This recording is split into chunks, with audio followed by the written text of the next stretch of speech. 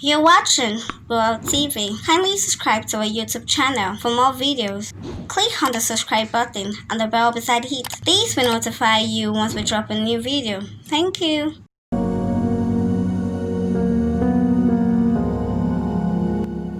Popular actress and businesswoman Lizzy Anjorin, who recently got married to her lover on the 16th of July, in a private but luxurious wedding ceremony, were seen rocking wristwatches worth of 30 million naira. The couple had a photo shoot section in their luxurious mansion. Check out more photos.